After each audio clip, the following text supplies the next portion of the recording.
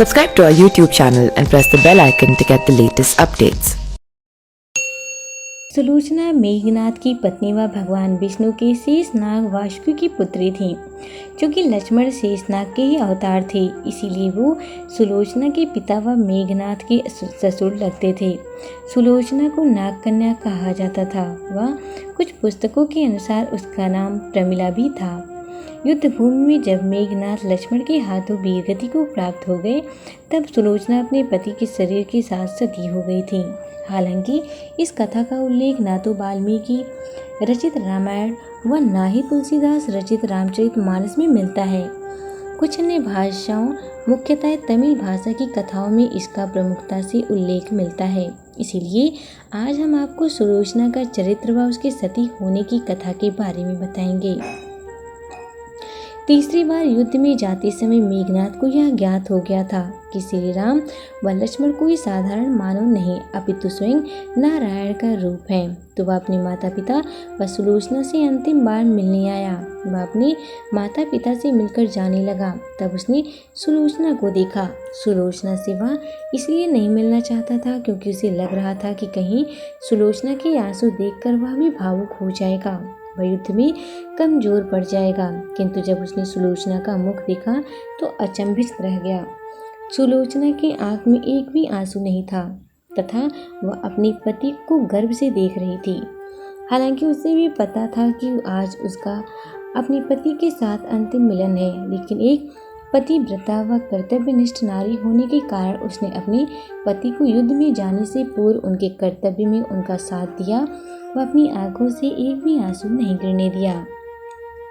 जब लक्ष्मण मेघनाथ का वध करने जाने लगी, तब भगवान श्री राम ने लक्ष्मण से कहा कि चूंकि सुलोचना एक पतिव्रता नारी है, इसीलिए मेघनाथ का मस्तक भूमि पर न गिरे।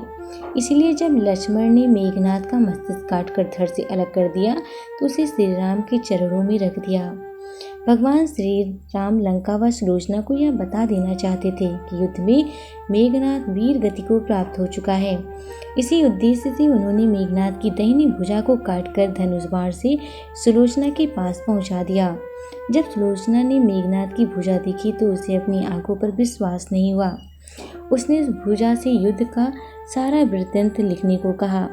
उसके बाद एक कलम की सहायता से मेघनाथ की भुजा ने युद्ध में घटित हुई हर घटना का वृत्तांत सुलोचना को लिखकर बता दिया। इसके बाद सुलोचना अपने पति की भुजा लेकर रावण के पास पहुंची व उनसे अपने पति के साथ सती होने की आज्ञा मांगी। रावण ने उसे यह आज्ञा दे दी, किंतु पति के सिर के बिना वह सती नहीं हो सकती थी। इसीलिए उसने रावण से मेघनाथ के धड़ की मांग की, किंतु रावण ने शत्रु के सामने याचना करने से मना कर दिया। चूंकि राम एक मर्यादा पुरुषोत्तम पुरुष थे व उनकी सेना में ऐसे अनेक धर्मात्मा थे, इसलिए उसने सुलोचना को स्वयं श्री राम के पास जाकर मेघनाथ का मस्तिष्क लेकर आने की आज्ञा दे दी।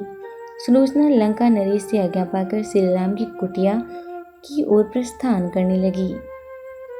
जब सुलोचना भगवान श्री राम के पास पहुंची तो श्री राम व उनकी सेना के द्वारा उनका उचित आदर सम्मान किया गया व श्री राम ने उनकी प्रशंसा की। सुलोचना ने भगवान को प्रणाम किया व अपने पति का मस्तिष्क मांगा। श्री राम भी बिना देरी किए महाराज सुग्रीव को मेघनाथ का सिर लाने को कहा, किंतु सभी के मन में यह आशंका थी कि आखिर सुलोचना को यह सब कैसे ज्ञात हुआ। तब सुलोचना ने मेघनाथ की भुजा के द्वारा उसे सब बता देने की बात बताई। यह सुनकर मुख्यतः वानरराज सुग्रीव हतप्रभ थे व उन्होंने सुलोचना से मांग की कि यदि उसके पतिव्रत धर्म में इतनी शक्ति है तो वह इस कटे हुए धड़ को हंसा कर दिखाए।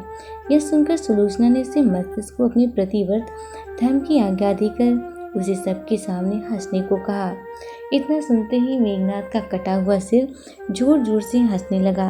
यह सब देखकर आश्चर्य में पड़ गए, किंतु भगवान श्री राम सुलोचना के स्वभाव व शक्ति से भली भांति परिचित थे।